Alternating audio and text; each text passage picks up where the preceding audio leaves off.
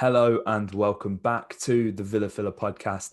It is, of course, your late night filler tonight as Aston Villa have travelled up to St James's Park, and unfortunately it is Newcastle United 1, Aston Villa 1. And as always, I'm joined with my good friend Dan Wiseman. Dan, how you doing, mate?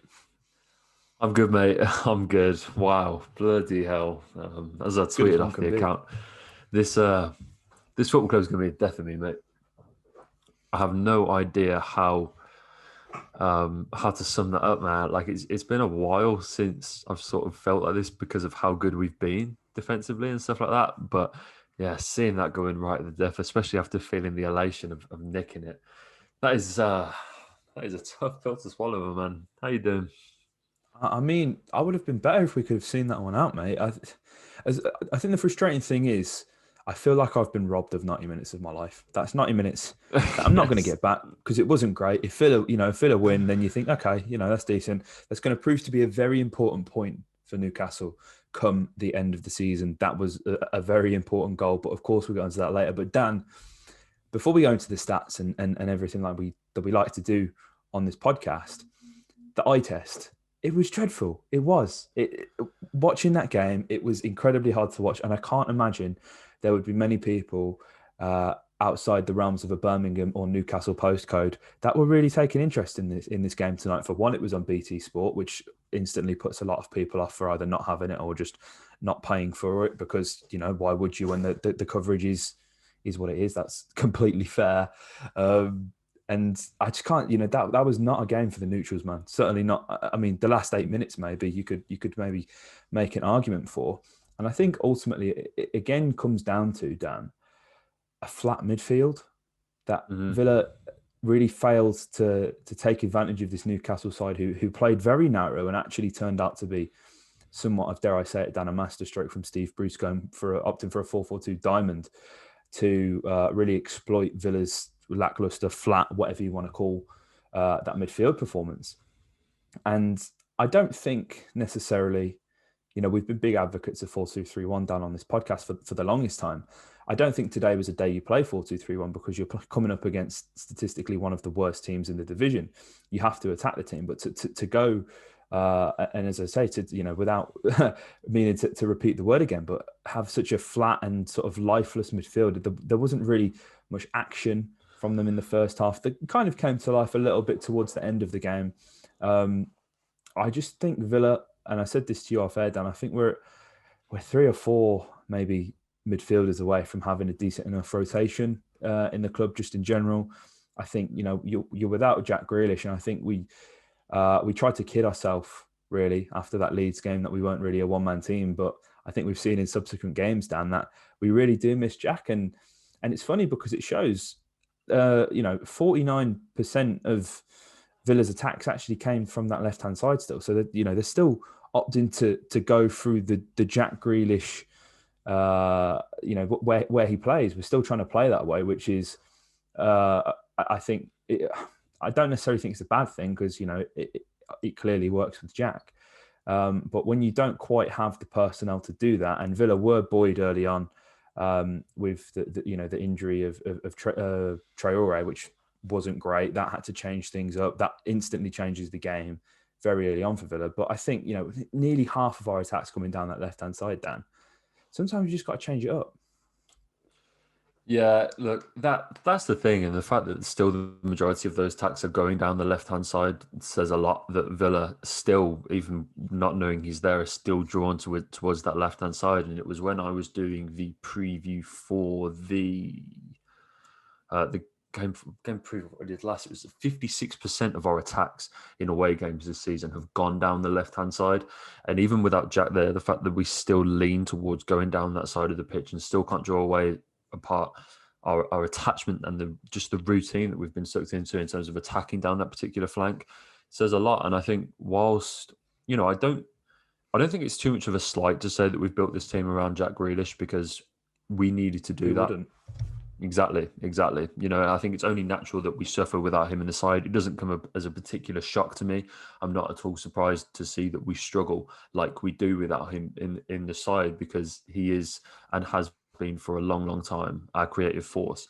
But what I am disappointed with is the fact that in his absence, it has been a cataclysmic drop off. Like there hasn't even been anyone come close to filling that role. And I think that's what's disappointing me most is that, look, you know, a lot of people are saying, I expected other Villa players to step up. You know, we need to fill Jack's boots. I don't really expect that.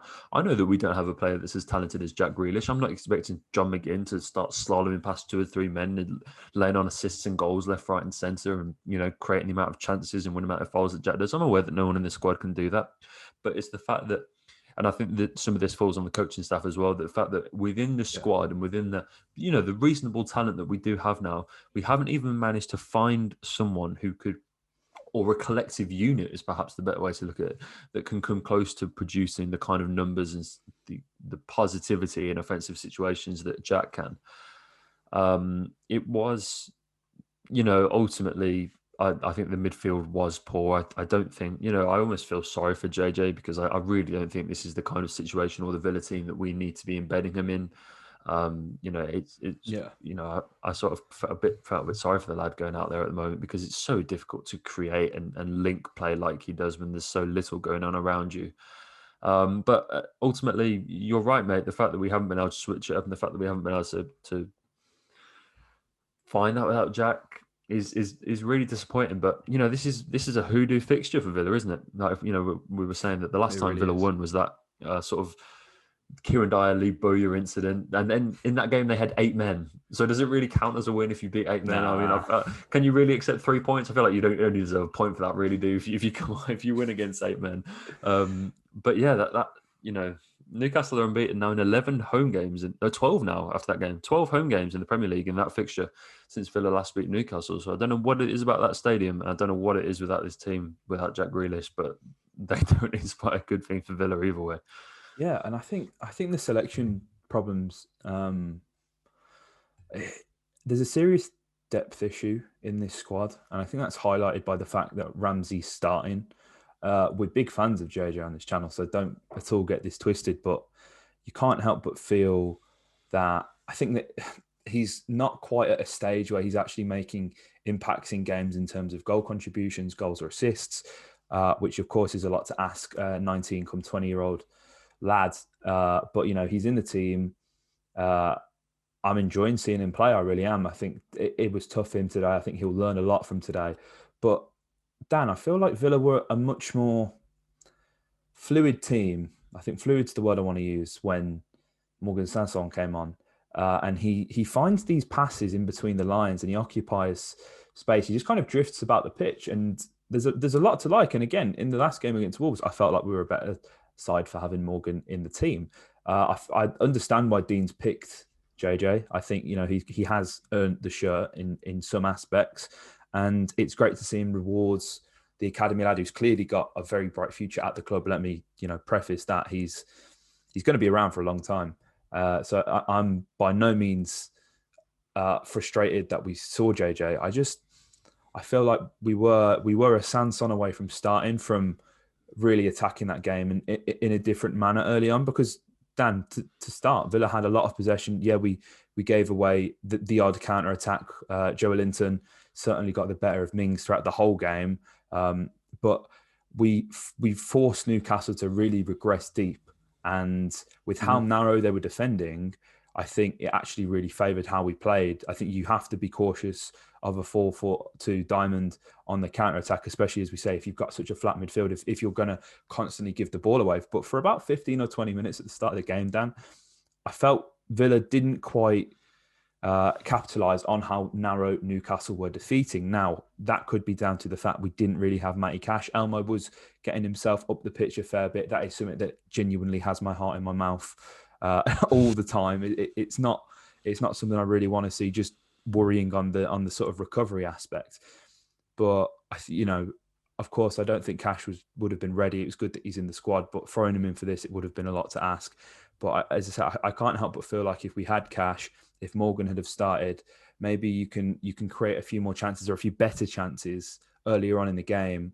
And then, of course, as we kind of touched on earlier, Dan, the minute Traore comes off, Villa looked jaded. They really did. And, you know, Traore himself didn't really have that much impact on the game, but kind of bringing on El Ghazi Turns out he was out of the team the other week because of an ingrown toenail, a toe infection, which is got to be one of the most infuriating but also incredibly painful injuries going. That's a proper It's one that a football lot of manager people, injury, that is. it Proper really football is. manager injury.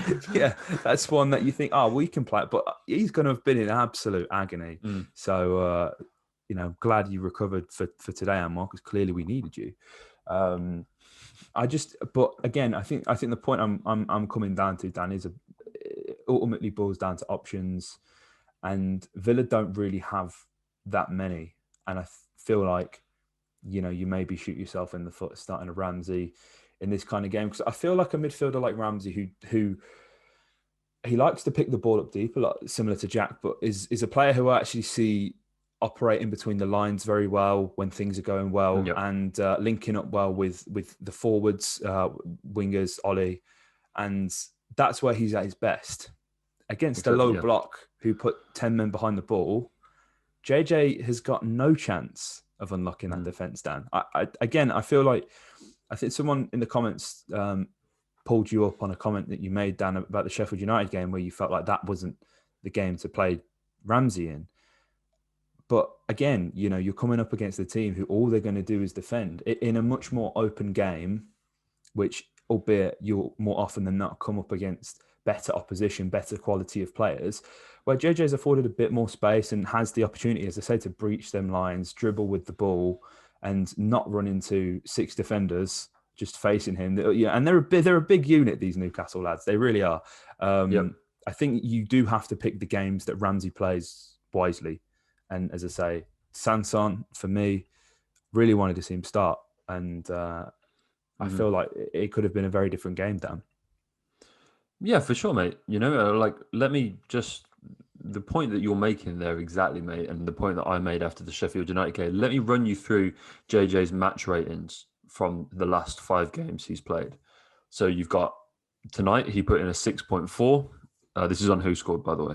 6.4. At Wolves, it was a 6. Sheffield United was a 6.0. Against Leeds, who are a very free-flowing attacking side that create the situations that you're just talking about, mate. They have the space in between to operate in. He puts in a 6.94. So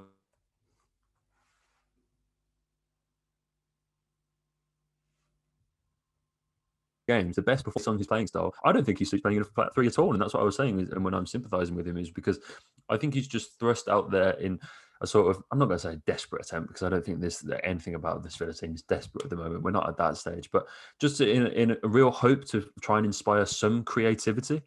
We've put him out there, and I don't think in a flat 3 it works really. I don't really think too many of our midfielders in a flat 3 work. Actually, I'm not really sure on the 4-3-3 and with the players that we have, how that front 3 links with the mid. But we could run a whole podcast on the tactics of that midfield and why I don't think logistically those two, that front 3 and then the midfield 3, link up particularly well. I think you need an ability when you have a midfield 3 like McGinn, Louise and Ramsey, a player that is very comfortable in dropping deep. And say if we had someone like Jack Grealish who could drop in deep off the wing and be the physical connection between that wing, would be perfect. But we don't have that luxury. You're right in saying that Ramsey, I don't think, was the right start tonight. But, in fairness, I thought Sanson came on and played all right. I thought Barkley was, I don't think it was the worst we've seen. I've seen a lot of Villa fans giving Barkley stick. I feel like he's becoming a bit of a scapegoat. I know it wasn't his best. I thought he did okay, really. But the one to life after the goal. Yeah, he did. Too little, too late, though. I thought he did okay. I thought the one thing that irks me most, mate, is that when you don't have Jack, in my opinion, it just comes down to doing the basics well. When you don't have that flamboyance and that exuberance and that just a little bit extra to beat a side like Newcastle, I think all you need to do is do the fundamentals. And what annoyed me most tonight is the amount of times the Villa were dispossessed. It drove me crazy. We were just dispossessed. So this doesn't include interceptions. This is just being dispossessed 18 times today to Newcastle's 10. Ollie Watkins dispossessed 5 times. John McGinn dispossessed 4 times. Elmo twice. It's like we really struggled to even hold on to the ball today. And that, that makes for a slightly concerning reason, especially when you look at the games we've got coming up, which are tough. And, I don't know how long we got without Jack, it's so hard to tell. You never know with this Yeah. club. We're so ambiguous with the injuries, aren't we? You never really know. And when you look ahead to Spurs next weekend, that that they're a side that are really starting to find their feet again. And I have to be honest, if we don't have Jack, then that does worry me, mate. It does, because you need someone to carry the ball forward, and you need someone who's going to be a goal threat. And to go back to the point of Sanson, Dan, over the past year, exactly to this day, or probably the day before, I doubt that FB Ref will have updated their statistics immediately to include Sanson's performance tonight. But he is within the top 17 percentile of midfielders that have a very high non-penalty goal XG per 90. He's within the top 17% of midfielders who are likely to score a goal, and that's not including XG.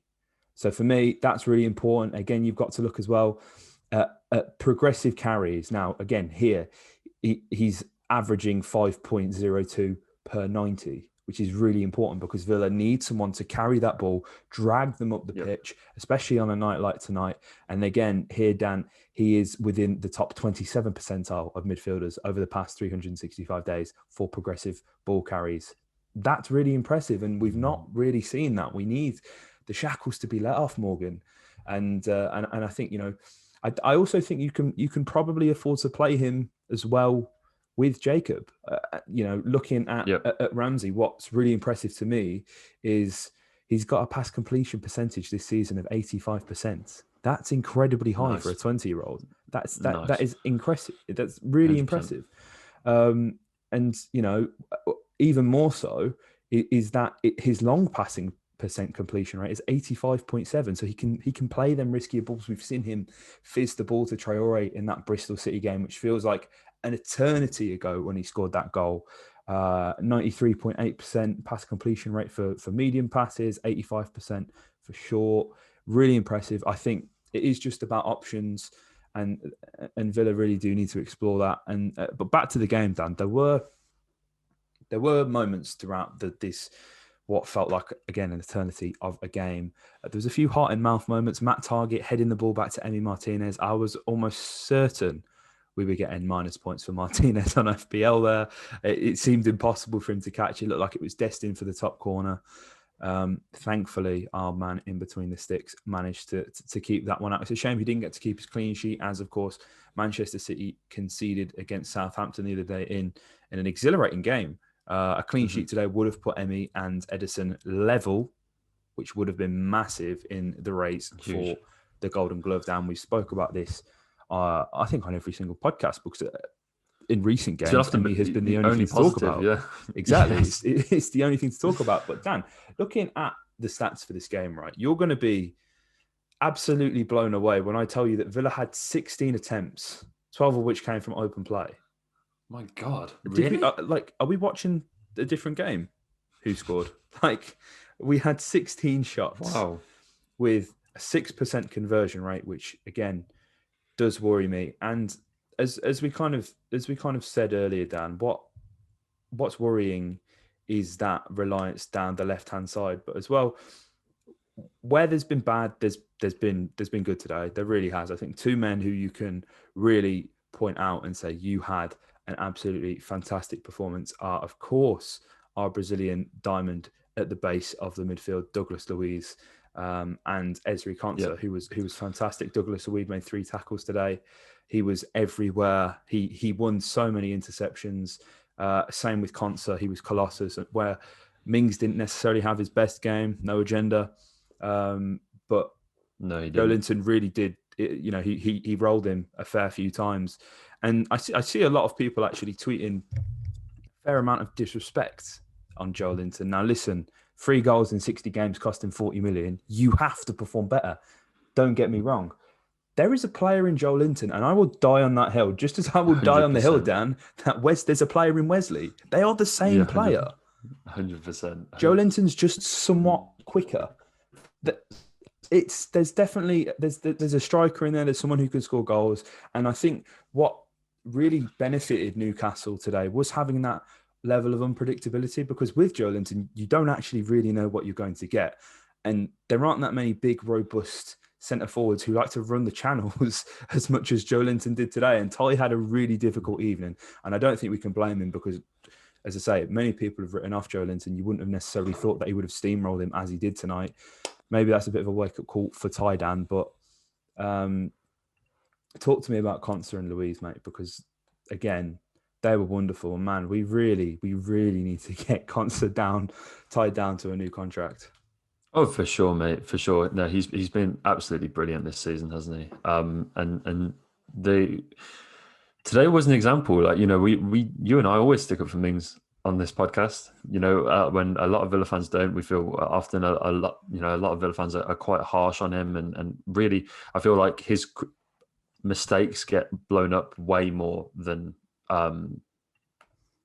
anyone else's in the Villa teams. Really, I feel like, you know, people almost search for Tyrone to make a mistake.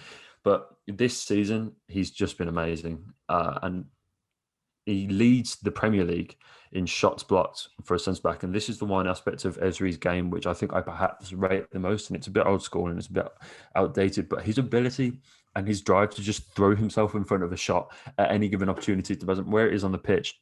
You know, he's made 21 blocks in the Premier League this season, which is 3 more than second place Liam Cooper. Interestingly, though, Tyrone is in third with 17. So whilst, you know, I feel like this is one of those stats where, mate, you know, like when you see Villa fans like comparing Tyrone Mings to like Virgil van Dijk, and it's like, look, he made more blocks and more clearances. I'm like, yeah, that's not a good stat. You don't want your centre backs to be having to do those things because that means they're facing loads of attacks. And it's like, absolutely, it's you know, it's one of those where, you know, it's like with Emi. Emi has made, I think, the second most saves of any goalkeeper in the Premier League. And whilst that's something definitely to applaud, that's also a great cause for concern because you don't want your goalkeepers having to make the second most amount of saves in the Premier League when you're sat ninth in the table. And so Ezri Konsa, we see so much of what he does and we see so much of what he's good at because we ask him to do so much. And, you know, whilst the team leaves him exposed, tonight Tyrone did as well. You know, it was really, Ezri was hung out to dry by a lot of, especially as I was talking about the amount of times that we were dispossessed. We asked Ezri to do so much tonight. And he stands up to it every time, and I really can't credit that enough. He's been absolutely exceptional so many times this season. I feel like a broken record at this point. He absolutely needs to be on that. I say on the plane to the Euros. Depends if there is a plane. On the Maybe bus. on the coach. Yeah, I was going to say on the coach. He's on the coach to the Euros for me every time because what he does this season, what he gives to the team, and how he goes about his business. You know, we all know Ty's a very exuberant personality. He's very philanthropical and he's such a brilliant person off the pitch. But Ezri isn't like that. Ezri's very quiet. He keeps himself to himself. He could easily be very boisterous and rightly so. He could very easily, you know, really put himself about off the pitch given how well he's performing. But he keeps himself to himself, keeps his head down, just seems so driven on his game. And that really shows in his performances as well. I thought he was exceptional tonight. And it's so disappointing that we couldn't keep that clean sheet because that would have been his tonight. There was a turning point, though, Dan, after the goal. Villa had probably about 3 opportunities before Newcastle scored again. 3 very good opportunities. 2 amazing saves from Martin Dubravka to keep the deficit down just to 1 for Newcastle. But, you know, to highlight Mings, there was a very important block that he made, which actually saw Villa enter a 3-on-2 scenario with El Ghazi, Russ and Watkins, which Villa should have done so much better on. And I believe Ross gave the ball to Anwar and forced a wonderful save again from Dubravka. And I feel like, Dan, you know, going back to the point, 16 chances, this is 2 points lost. This isn't a point gained. Of course, we lost all 3 essentially when they scored anyway. But I feel like there aren't too many positives you can take out of the performance overall, other than the fact we didn't lose. But it really did feel like that felt like a kick in the balls, man. That wasn't good at all for me. It was you've got to kind of look. I feel like, and I don't have the stats with me, so I will try and find it. But Villa are performing just about right in terms of their XG throughout the whole season, in terms of goals, expected goals they should have scored up till this point, which is really good. But on nights like tonight, Dan, and I know we're going to do a little bit of role play here. You're going to give me the XG, which is a podcast first, I think, maybe second. I feel like Villa later on in the game, they have to take their chances better, you know. And this is one of the only other times as well, Dan, where we've actually gone ahead and conceded and given up. That's the second time this has happened. Thankfully, we didn't lose, but that would have added a very nice, you know, a 1-0 win there. That's 13 wins, keeping a clean sheet. That's massive if it happens. It adds to that concerning statistic of Villa. You know, when we concede, we struggle to win games. And I know this one is slightly different because there was hardly an opportunity after we conceded to go and win the game. But it will contribute and add to that statistic. But in terms of the XG tonight, mate, we clocked in at 0.85, and Newcastle at 1.23. Which is probably testament to the fact that they hit the bar as well, didn't they? Not long before we scored. And so, you know, they had a few good chances. But there wasn't a great deal, about 0.4 of an XG between the two teams tonight. I felt, you know, again, it just feels like a point lost, Dan. It's really disappointing. Just got a live update from Cal Richardson, who said your tweets were brilliant tonight, Dan. He must have paid you to make that, to quote his tweet earlier. But yes, it was a great tweet. It was a great tweet, Cal. But here we are, Dan. We've got a decent amount of time now until our next game against Tottenham, and at home it's going to be very tough. After that, we have an international break, I believe. Which, I didn't think I wanted one of them, but I feel like Villa could really benefit. Saying that though, with Jack Grealish yet to return. Is he gonna go away with England? I hope not. Is Ezri gonna get his call up? I really hope so. There's so many little factors that are you know going to come into play, and we've got a very difficult run of games, Dan, at the end of the season. After Tottenham, we're looking at playing Fulham, then Liverpool, Manchester City. We've got West Brom, Everton, Manchester United, Palace, Tottenham again, and Chelsea. That's a really tough run in. And listen, Villa are safe. That's all that matters. Again, just to temper your expectations, hopefully temper the media's expectations, Villa aren't making it to Europe this year. I feel like everyone else is, you know, we're the architects of our own downfall, Dan. We had such an incredible start to the season, whereby we're now being held at this gold standard every single week. And I feel like a lot of people who, you know, you have conversations with who aren't necessarily Villa fans, you see the pundits, the commentators mention it today on the game, have you know, hold Villa in a very high esteem this season, which is, of course, the ultimate compliment. That's you don't want someone to come up to you and tell you your team's playing crap, even if it's true. But I can't help but feel like these people may not have actually watched Villa at all for the past 10 games, because it's been a bit of a difficult period for Villa, Dan. And listen, I will cover the Tottenham game in under 150 seconds, or maybe under 5 minutes. You guys let us know. We are always taking feedback on board. You guys say you prefer the longer content, which is great. Dan and I don't always have the time to sit here for 20, 30, 40 minutes and do a podcast, which is why we thought we'd introduce these previews. So let us know if you would prefer the previews to be 5 things in 5 minutes, because then we can still go into a bit more detail. It's a bit longer, but we can still kind of fit it around our busy schedules. If you just let us know what you think about that in the comments, we'd really appreciate it. We're trying to cater to all audiences, because there are some people who don't get the chance to listen to a full podcast. There are some people who do prefer a full podcast. So if we can try and strike that balance of short content with the long form podcasts, ultimately that's what we want. We want to please you guys, and we're so close, Dan. We're so incredibly close to 4,000 subscribers. We're 20 off. Please, we're 20 off, right? And I can tell you right now, 55% of you guys who are watching this, you're not subscribed, and I know you're not, because I'm looking at the statistic right now.